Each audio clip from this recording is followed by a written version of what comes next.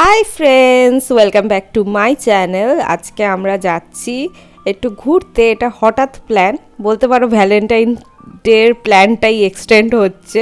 তো আমরা একটা ট্যুর প্ল্যান ছোট্ট করে ফেলেছিলাম। তো আমার ফ্রেন্ডের হাজব্যান্ডও যাচ্ছে। তো ওদের এরকম প্ল্যান ছিল যে একটা পুজো দেওয়ার ব্যাপার ছিল। তো ওরাই এরকম টিফিন এনেছিল, যেটা আমরা খেয়ে নিয়েছিলাম ট্রেনে।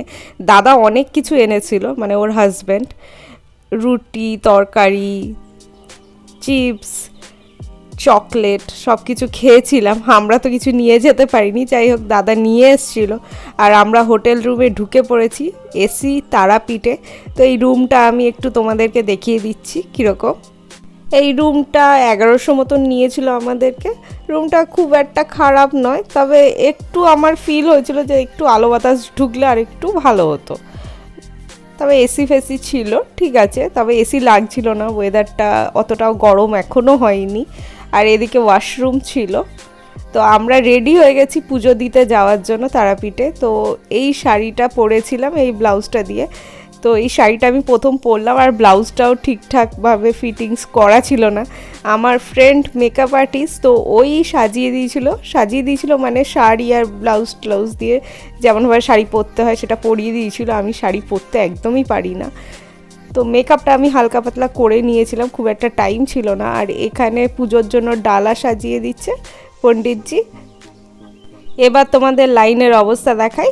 এখন তারাপীঠের নতুন নিয়ম হয়েছে যে একটা জেনারেল লাইন আর একটা ভিআইপি লাইনটা হলো 500 টাকা, ওটা 20 মিনিট ছাড়বে।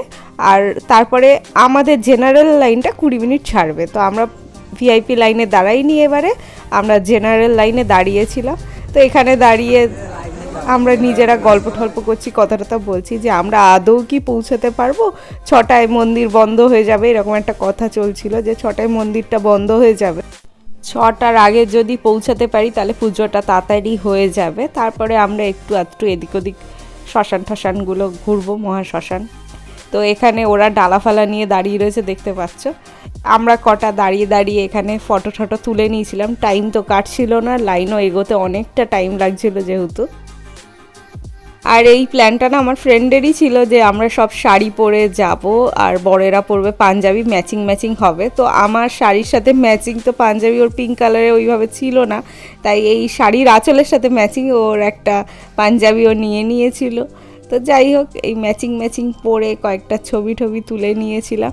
আর লাইনে দাঁড়িয়ে তো বন্ধুরা থাকলে যা হয়, আর দুই বান্ধবী বুঝতেই পারছো, একটু ঢং মারছি, স্টাইল মারছি। ওদিকে আবার আমার বর খুব আনন্দ পেয়েছে, ও ওই ডালাটা নিয়ে ও দাঁড়িয়ে থাকছে, ছবি যখনই উঠছে বলছে এই যে ডালাটা দিয়ে ডালাটা উঁচু করে ধরছে বা ডালাটা দেখাচ্ছে, দিয়ে ছবি তুলছে। এই মজাগুলো আমরা করছিলাম লাইনে দাঁড়িয়ে।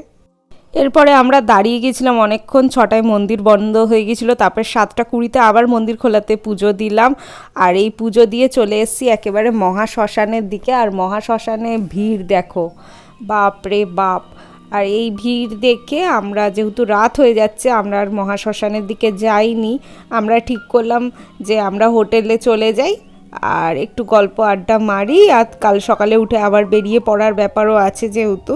তাই আমরা এই মহাশ্মশান উপর থেকেই দর্শন করলাম, দিয়ে পরে একেবারে হোটেলের দিকে চলে এলাম। আর হোটেলের দিকে এসে না পাচ্ছিল খুব খিদে, কারণ একটা ভেজ হোটেল থেকে দুপুরের লাঞ্চটা করলে অনেকটা টাইম হয়ে গেছে লাঞ্চ করার পরে।